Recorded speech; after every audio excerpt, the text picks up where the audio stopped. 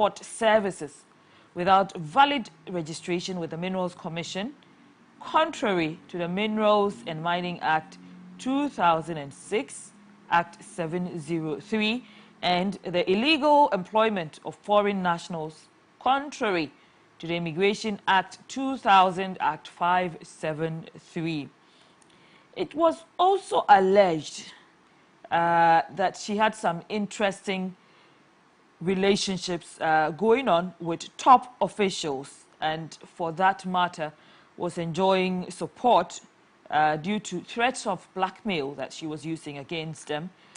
This is yet unproven, and it is believed that she wields some serious power among powerful people. These powerful people are also yet unnamed, and so she receives a lot of protection and backing from these supposed persons.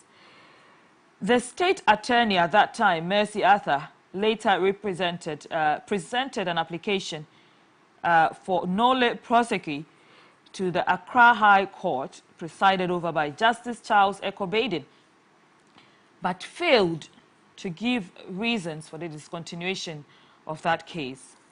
Now, based on this application, the court discharged Aisha Huang and the 5 accused persons. The judge had previously also complained about how slow the case was going, meaning that, implying that the case was being delayed. Why the case was being delayed, we still do not have answers. Now, Aisha Huang was later deported to China by Ghana's authorities through the Ethiopian Airlines. Now, this interesting action by government, rather shocking action, I must say, because nobody expected that someone who had been indicted in such criminality would be pardoned in any way. A lot of people expected that Aisha Huang would be used as an example, a deterrent, in fact, to the many foreigners that are involved in Galamsey in Ghana. That did not happen because, for some reason, the Ghanaian government found it more prudent to deport her. This action was, of course, condemned by a lot of Ghanaians. But in a rather interesting turn of events, Senior Minister then, Yao Osafo-Maafo, in a meeting with some Ghanaians abroad, explained why government did what it did.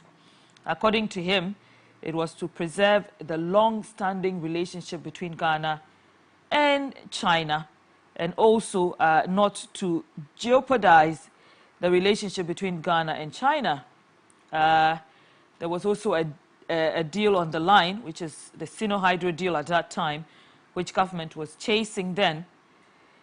The question is, why would the Chinese authorities even want to pardon someone engaged in criminal behavior in Ghana over a deal between Ghana and China?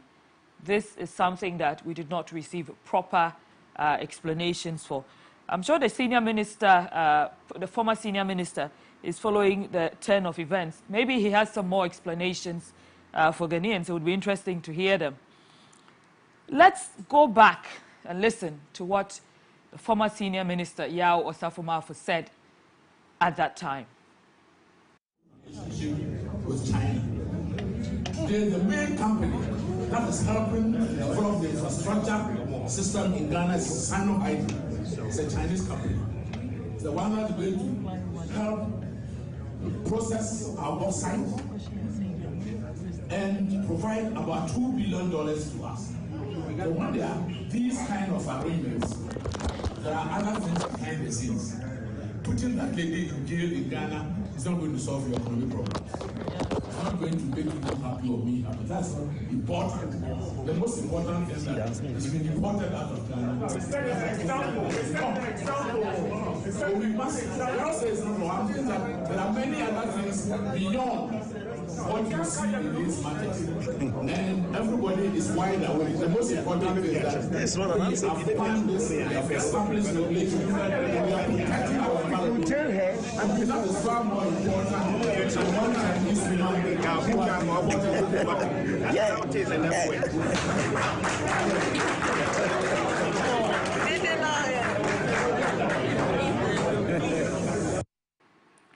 That was then Senior Minister Yao Osafo-Maafo.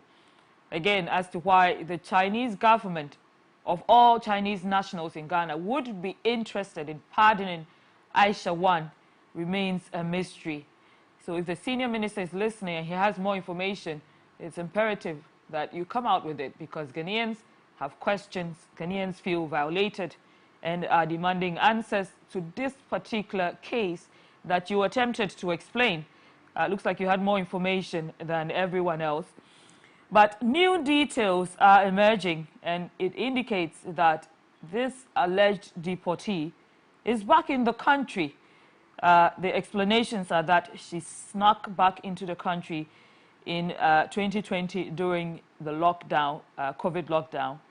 According to authorities, she has been rearrested again through an intelligence operation by national security. According to experts, how the deportee re-entered the country illegally means a lot about the security situation of this country.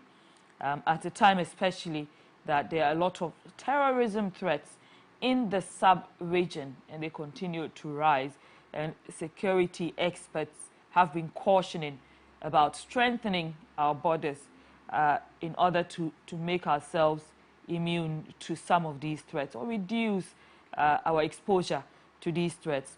Let's listen to the head of public relations at the Ghana Immigration Service on exactly how Aisha Huang resurfaced in Ghana.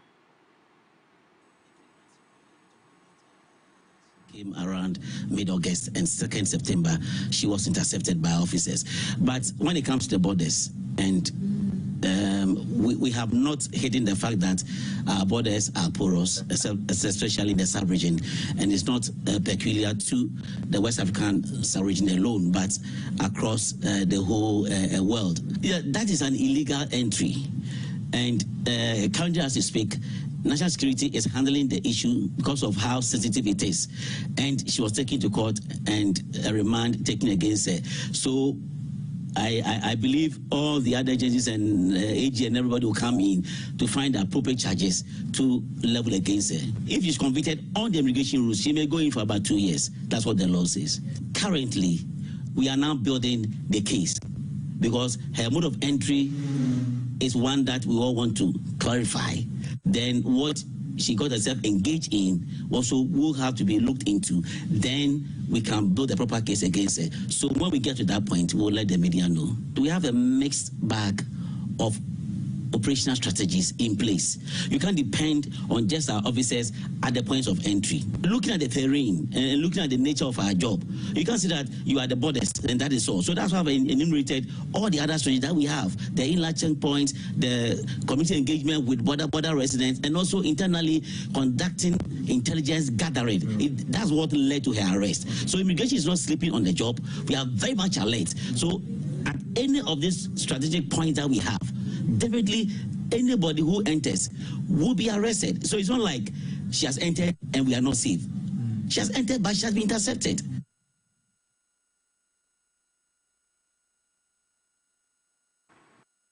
Now, even more shocking in all of this is that Aisha Huang was in possession of a Ghana card at the time of her arrest. And following this development, the NIA, through a statement, has explained the circumstances leading to how Aisha Huang obtained this Ghana card. I'm going to come back to this particular point and read that statement to you. But this issue has brought back a lot of controversy. How does a declared criminal get deported, find her way back into the country, and is able to obtain a very secure form of identification without anyone raising any red flag over there? Now, We're going to be speaking with some guests who are going to be weighing in on the issues surrounding Aisha Huang's re-entry into Ghana. We'll be speaking with Dr. Kenneth Ashigbe, engineer, who is a convener of the Media Coalition Against Galamsey. It will be interesting to hear what he thinks of this particular case. We'll also be speaking with Honorable Inusa Fuseni, who is former Minister for Lands and Natural Resources. Also, Adib Sani, who is a foreign policy and security analyst. But before I go to our guest, let's take a quick break, and when we come back, Spotlight continues. Please stay with us.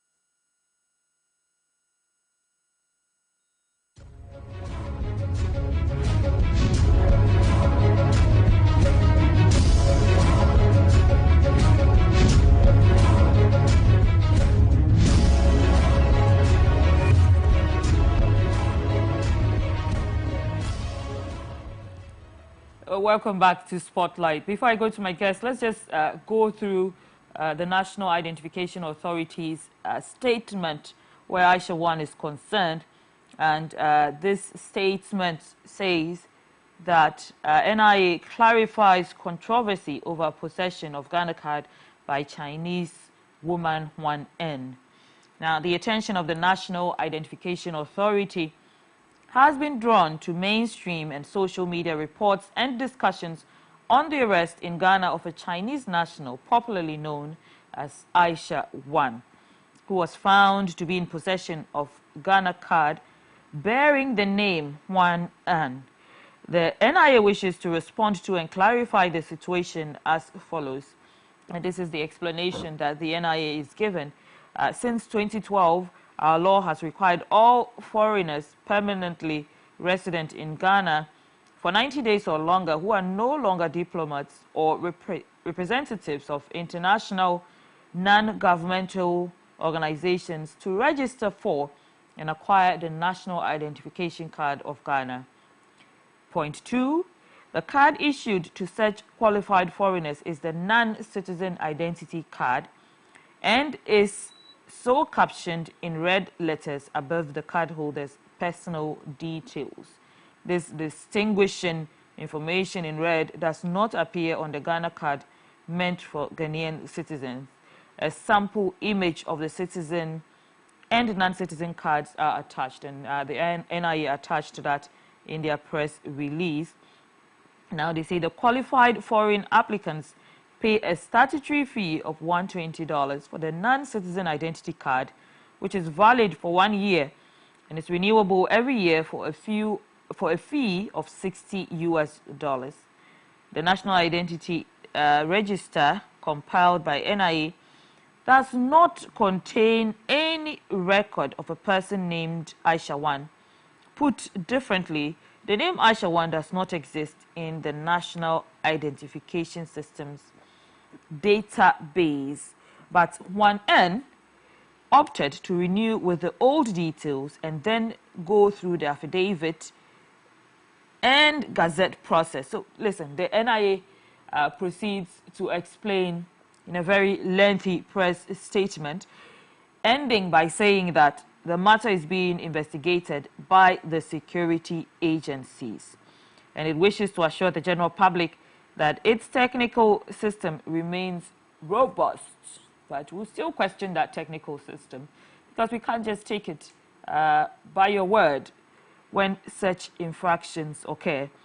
It will continue to jealously guard the boundaries of Ghanaian citizenship and prevent unqualified foreigners from obtaining the Ghana card meant for Ghanaian citizens. Here's where I have a question. I don't know what unqualified foreigners means. If someone like Aisha Huang, who has been declared clearly in association with a very heinous crime, such as Galamsey, and other crimes, and has gone to the extent of being deported, if she's not unqualified, then I don't know who unqualified persons, foreigners are. So it's imperative that we ask these questions of all the agencies in line of duty that allows this to happen. I'll just go straight to Dr. Kenneth Ashigbe, engineer, who's a convener for the Media Coalition Against Galamsey. I want to find out, if you can hear me, what's the current state of the coalition? Well, you should be telling me, since you are more an active journalist than I am. Right. So, you know, the coalition is more a loose coalition of journalists coming together and deciding that we were going to fight the scourge of illegal mining, which was an existential threat. And, you know, periodically you find out that various media houses, various media persons keep on following the case. Erastus from Multimedia, for example, is one journalist that has still kept on pushing the boundaries and trying to bring out issues concerning illegal mining. And I think that the time has come for you, you know, the more active media people to take up the leadership of this. This is one particular cause that all of you need to come together and decide that we need to fight. Beyond just Aisha Huang, the fact that our water bodies, the fact that our forests, the fact that we're poisoning, you know, our land. And if you look into this particular case, it looks as if this is actually, you know, economic, you know, it's an economic war that is being waged on us.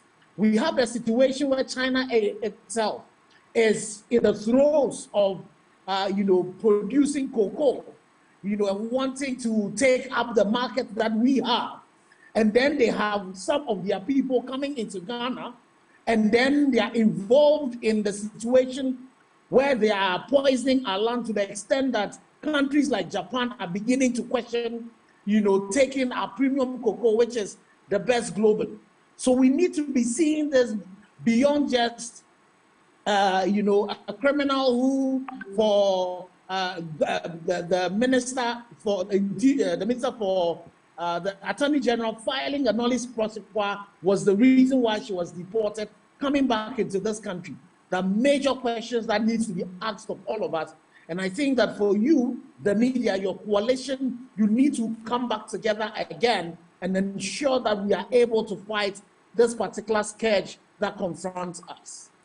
Engineer, so the media gets fired up about this and rallies around the entire call to push back against Galamsey.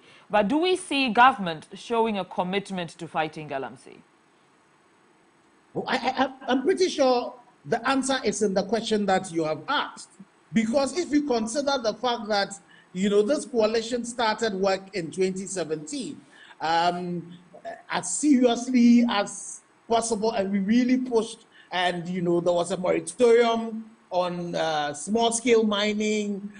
You know, we got Operation Vanguard come in, the interministerial committee was set up, the president actually put his presidency at stake to say that, you know, we're actually going to fight this. We saw some of the things that had happened. You know, excavators were seized. We had 500 excavators, and then it became 200 excavators. We cannot find some of the excavators. This new minister came. They had some stakeholder engagement. Operation Halt is taking place. But as we speak, you know, recently we saw what is happening on Dolphin. I was coming from Sunyani to Accra. You know, from when you get to Enyinem, about 20 meters from the Enyinem police station, there is a place there that are manufacturing chamfans. You know, these equipment that do nothing but dredge on our water bodies. You go into some of the places around schools, Galamsey is still happening. So, you know, yes, we did some work. The media have done some work, you know, but, you know, what can the media do? What we will do is to bring these issues up. And if one of the things that really drove a nail in the coffin of the fight of the media was when the Attorney General went to court and filed that Nolle prosecute, and then the media coalition actually petitioned the Attorney General. We reached out to the Attorney General and said that we know that by law, she was not supposed to give a reason for filing Nolle prosecute. But because of the public interest in this particular case, and the fact that most of the time, all we do is to catch the, you know, the small fishes, those who are in the pits. We never catch big fishes like, you know, kingpins like Aisha Huang. And then you get this particular person and you file a Nolle prosecute. We demanded that Ghanaians deserve an explanation. And there was no explanation. And to make the matters worse, one of my seniors, one of the very respected engineers that we have, the senior minister could then come and try and rationalize the reason why this criminal was, you know, allowed to be deported out of this country without prosecution. And I remember what I said in that day that this woman was going to find her way back again to come and perpetuate this. So, yes, the media, I think that you, the media, you've done a yeoman's job, but has leadership also followed up? Has the executive followed up? No.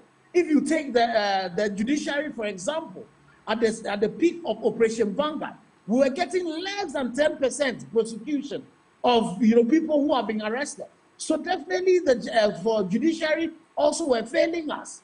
You know, you ask yourself, we have MPs in these communities where illegal mining is happening.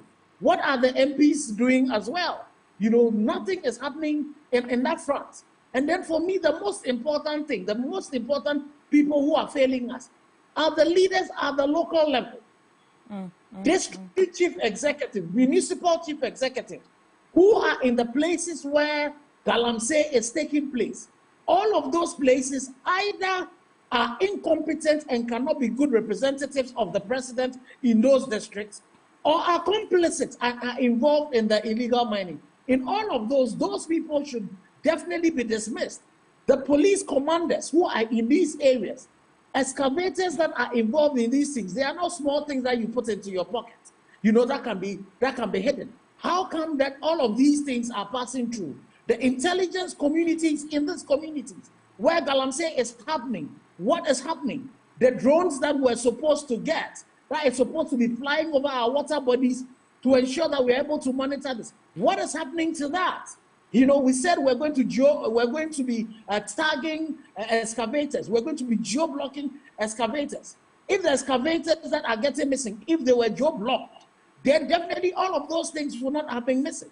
So definitely the media have done their work, but leadership, defined very broadly, you know, have definitely failed us. And it's the reason why we're where we are today.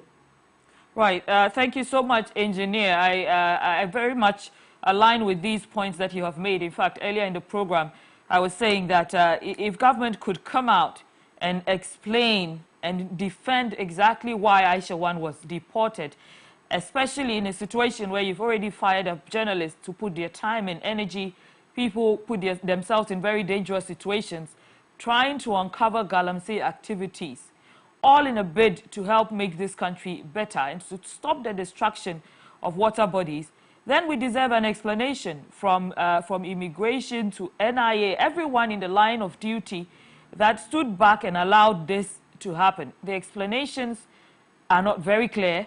And I don't think that any reasonable person buys the explanations. I think we need more facts, and we need people, specific persons, to be held responsible for some of these actions, because it cannot just be another case that's swept under the carpet.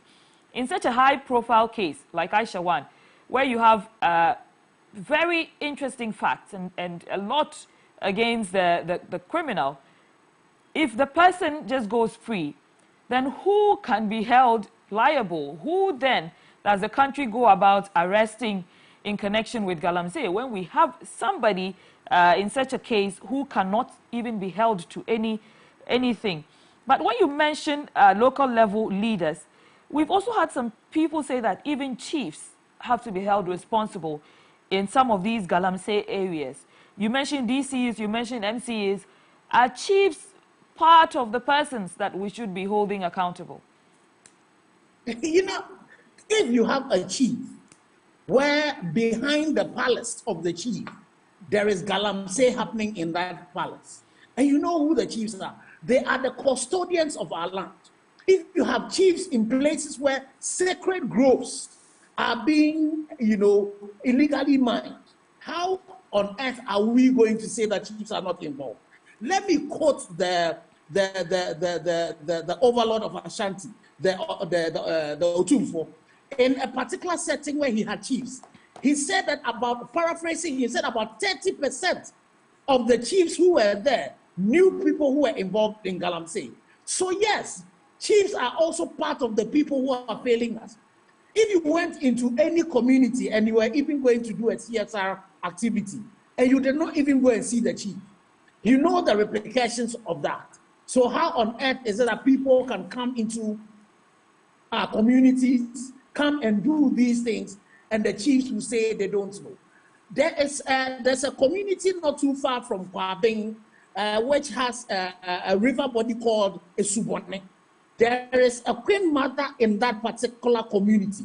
The Esubone is clean, is pristine, because that queen mother says that, and her people say that their forefathers say that they should not be engaged in Galamsey. So they do not allow Galamsey to be happening in their communities.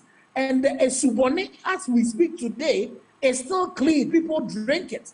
You just walk off a few, kilometers, a kilometer or two, to other communities around them. Galamsey is happening because the chiefs in those communities have not, are not playing the role they ought to play. So yes, leadership have to be defined very broadly. And even as you define that, you ask yourselves, our religious bodies in these communities, what are they also doing? What are the things, what are the roles they are also playing? So yes, we need to define leadership very broadly. But as we do all of that, the executive definitely has the mandate and has the power to do a lot of the things to let these things happen. So yes, the chiefs are also part of it. And I just remember that if you look at the petition that we sent and the letter was dated the 21st of December, 2018, we sent it to the Attorney General, we copied the President, we copied the Right Honorable Speaker, the Chief Justice, the Chairman of the Interministerial Committee, and all media houses about this Aisha Huang thing. And we did not get any responses. So leadership has to take complete responsibility for the failure that we are seeing ourselves in. And it's an existential threat. We know that Ghana Water has told us that in the coming, months or years, we will start importing water. Already to look at this, I remember Frimpong Boateng had gone to, Honorable Frimpong Boateng had gone to Cote d'Ivoire for a particular program. And the people of Cote d'Ivoire called him to account and said that the fact that we're not managing, illegal money well in our country, the tunnel was polluting the waters in Cote d'Ivoire. Recently, again, the issue has come up again. So if we are not careful, not only is our cocoa going to lose its shine as a premium cocoa globally, we might be confronted with cross-border wars between ourselves and Cote d'Ivoire because of our lack of actions that is polluting their source of water. As we speak, The people in some of these communities, it's not even water to eat or drink, even bathing. They need to buy, pure water, sachet water, to be able to bath. And what kind of community are we building? It is said, the Geneva Convention states that in the time of war, if you poison the water of your enemy, it's a war crime that is punished grievously. I wonder what will be described of people who poison their own water, who push cyanide, push mercury into the food chain. And you and I, who are even living in Accra, some of the fish we eat, some of the food we eat, we don't know the poison that is going into that. So it is important for leadership to stand and be counted. No matter the things that we are saying, no matter the things that the Ministry of Mines and Natural Resources are saying that they're doing, by the results that we are seeing, there is failure happening. And it is important that they stand up and say that we need to change things. And let me tell you the few things that can happen. If Aisha Huang is prosecuted, and the prosecution, I was hearing the statement by the PRO for immigration, talking about immigration infractions. I hear the Attorney General saying that he's going to go back and look at the other cases on which the Nolle prosecute was filed. It is the Minerals and Mining Act that we should be looking at. And if you consider the fact that the MPP government itself has strengthened the punishment and the sanctions of it, this woman should be going to jail for about 30 years. And not only her, we should make sure that we can get the kingpins. And I'm telling you, if we can get about 10 of the influential people who are importing the excavators and who are behind this illegal mining, and we can take them through the court processes and jail them, I tell you, we would end this scourge of Galamsey. The only reason why this is happening is the fact that those who have to take charge of this and are responsible for them themselves are either incompetent or complicit, and is the reason why we are not being able to fight this.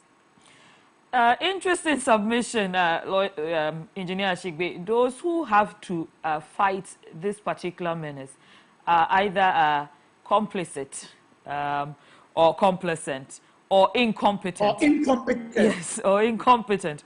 And I agree very much with that, because if they're not complicit, then they should be competent enough to find the persons who are behind all of this and put them behind bars. In the absence of that, then we have every right to believe that there are people in government and powerful people who are complicit where Galamsey is concerned. We are still trying to catch Honorable Iddrisu Husseini, former Minister for Lands and Natural Resources.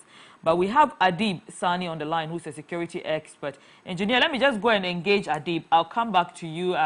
Do please stay with us for a bit. Adib, good evening, and thank you for joining us on Spotlight. Good evening, and good evening to engineers. Right.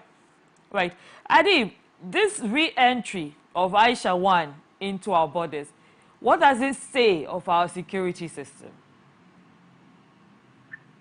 Well, I think that it is an indictment on the whole security setup of the state.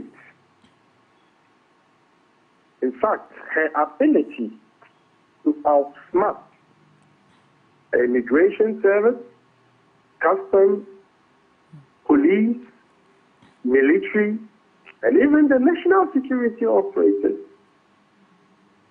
return to the country and engage in their own acts for which she was arrested in the first place, in plain sight. It's a national disaster. It is a shame.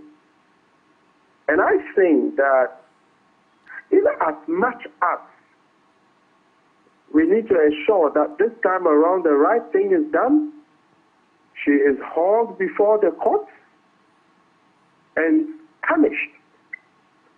It should also give us a great opportunity to look into this issue of I don't know whether to call it extradition or transfer or deportation of Chinese nationals involved in Galamsey activities in Ghana, and it brings us to another major issue.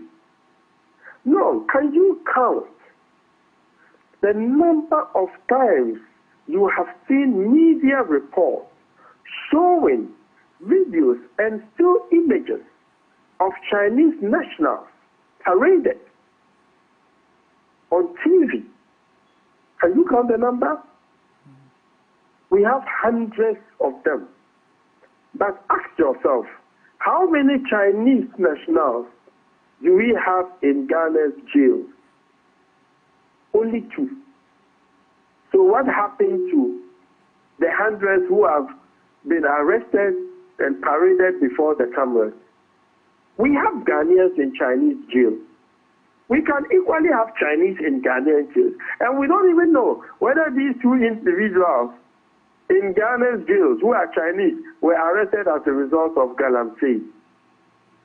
And this news is not too surprising to me, because in the past I've had a reason to believe that these individuals who are being deported are being recycled into the system.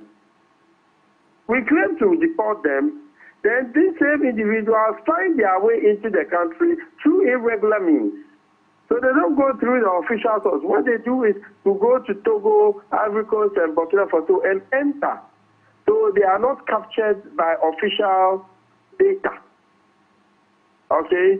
And that, I must say, is also disturbing and casts a very dark shadow over our preparedness to even counter violent extremism, because it's even more laborious to detect, terrorists. So if, in so-called, in quotes, a celebrity like Aisha Huang, who is known not just in Ghana, but even internationally, is able to come into the country and operate for some time without being noticed, makes me a worried man.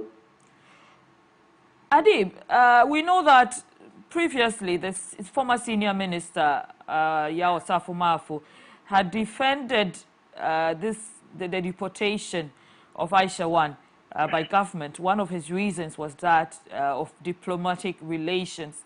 Do you see this rearrest affecting Ghana's relationship with China in any way?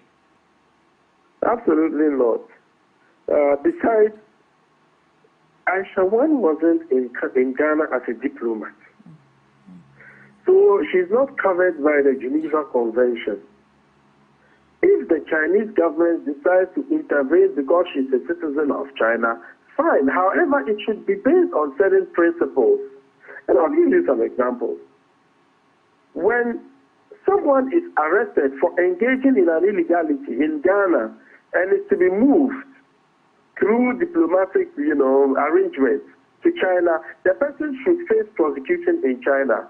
If he or she has served some time in Ghana's prison and is transferred to China, the person must serve his or her remaining term in a Chinese prison.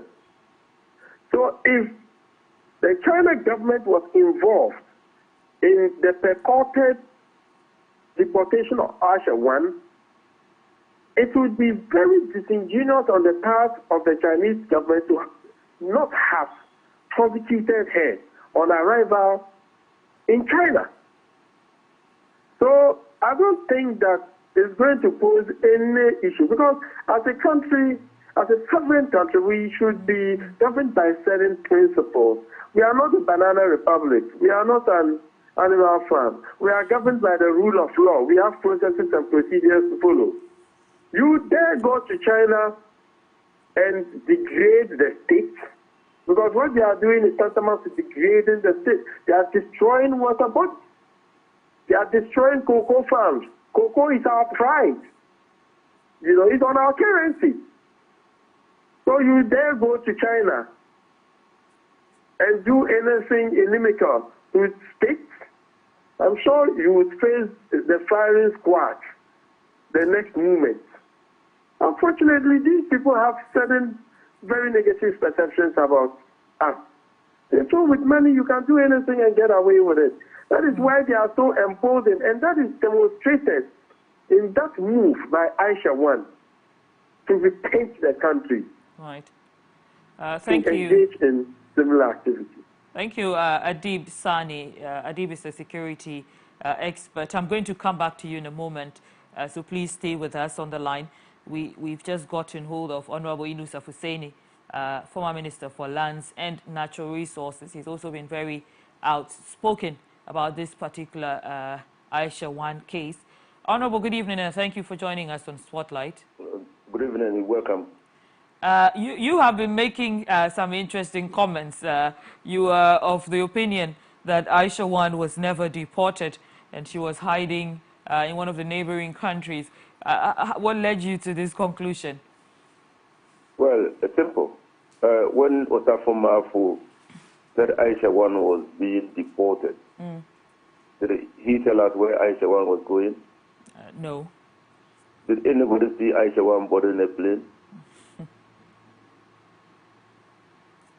Did you see it? Not to the best of my knowledge. Yeah, so where was she deported to? Well, earlier in the program, I mentioned that we would like some answers from the former senior minister. So if you're listening, there's been a lot of questions in this discussion, also on the minds of Ghanaians. It'd be nice to have you respond, since you have so much information that we don't have on this particular case. But Honorable, would you call for an investigation into this to establish the facts around the case? Because you asked questions of where she was deported to, if anyone saw her on a plane, which to the best of our knowledge, nobody did. Do you think there should be a complete new investigation into this case? Well, let me state categorically that the circumstances surrounding the reappearance of Aisha Huang in Ghana calls for an in-depth investigation, not only to where she was deported to, but also how she reappeared in Ghana, how she was able to take advantage of the security lapses, if you want the porous border to cross from Togo into Ghana, how she was able to rent and operate a shop in Kumasi, how she was able to deal in minerals without a license from the TMC, how she was selling equipment to small-scale miners, aggravating the destruction of the lands and the pollution of the water bodies. So we need to know whether Aisha Huang acted alone or had collaborated, because the circumstances surrounding the re-emergence of Aisha Huang in Ghana clearly points to deep state and conspiracies to protect her. I mean, who assured Aisha Huang that she will be protected in Ghana? And that if she came to Ghana, everything will be fine. I mean, we need to understand, we need to know. That is the duty of state. Let us know all the facts surrounding this matter, and those who are culpable, punished. Because Aisha Huang is a high-profile person. I mean, you need to go to the mining site, and you will see the level of degradation. You will see how our water bodies have been polluted. You will see how children are exposed to dangers of open pit. Go to hospitals around the mining areas, and you will appreciate what chemicals are doing to people. The fight against small-scale mining or illegal small-scale mining requires dedication, zeal, and commitment. And we need to demonstrate that not only with rhetoric, but also with action. And that is why I think that the president has said that on hindsight, the deportation of Aisha Huang was a mistake. Nature has presented him with a golden opportunity to demonstrate to us what he would have done in the first place.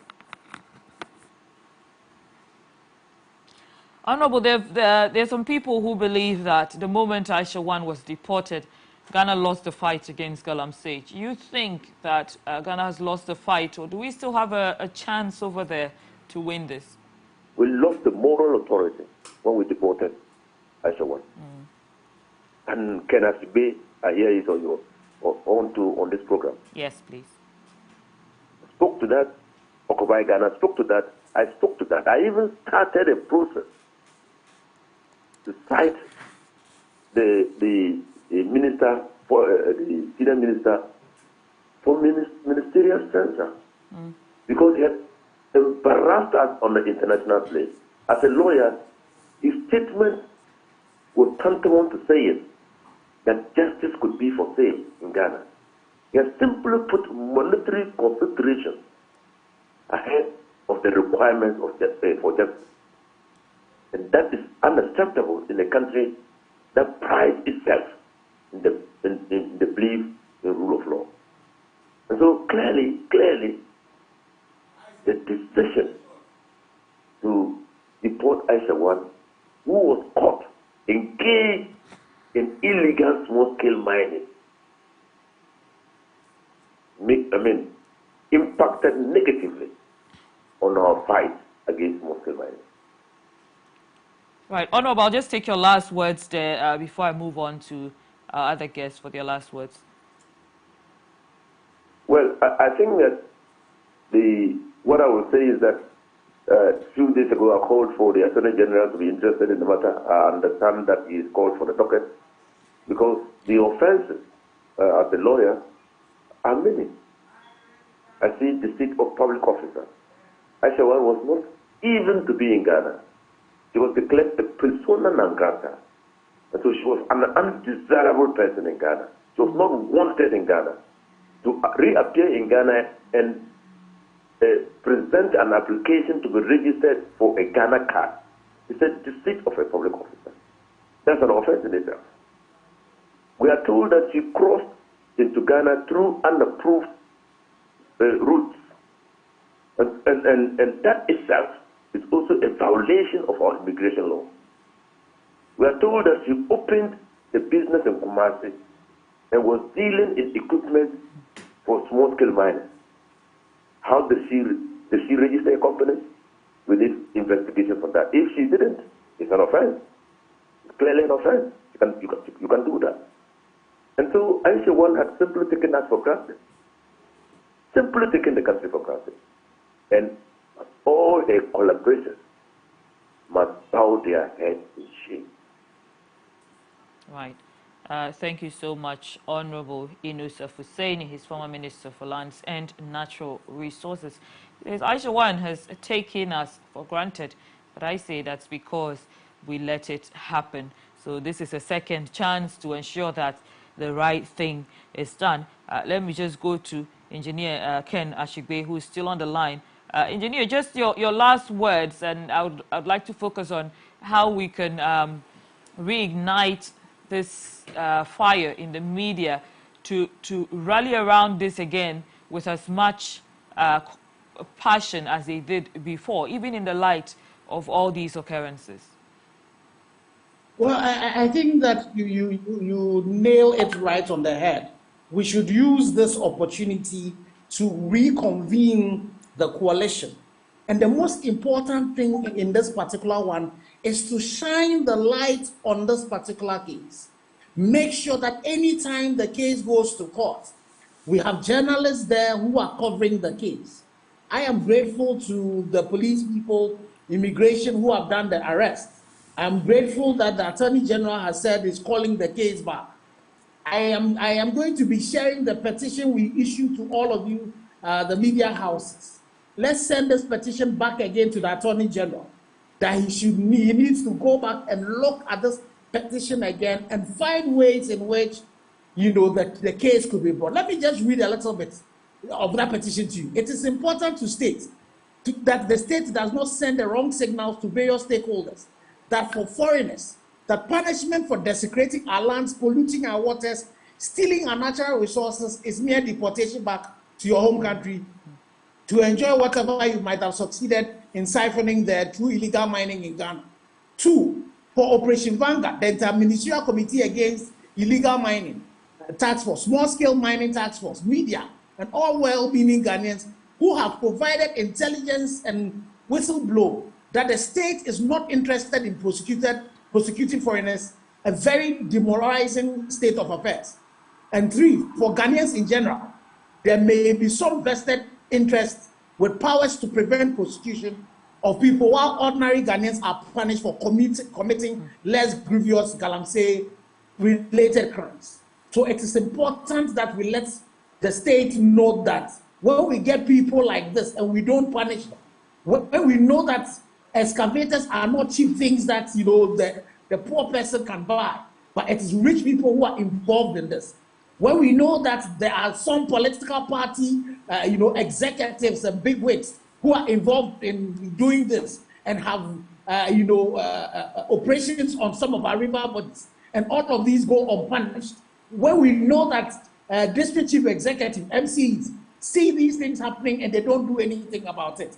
When we know that chiefs and all of that see these things and don't do anything about it, the only opportunity we have is the media coming together, shining light on it, and trying to get evidence. And this is the time where the media to be engaged in investigative journalism, so that we can name and shame those who are caught in this act. Thank you so much, Engineer Ken Ashigbe. He's convener for the Media Coalition Against Galamsey. And just to add to that, I think it's also important for us to shine that light on the persons in power, in powerful positions, and the Ghanaians who are enablers of these crimes. I'll just go to Adib Sani for his last remarks. And Adib, how can we strengthen our security apparatus to weed out such persons of interest?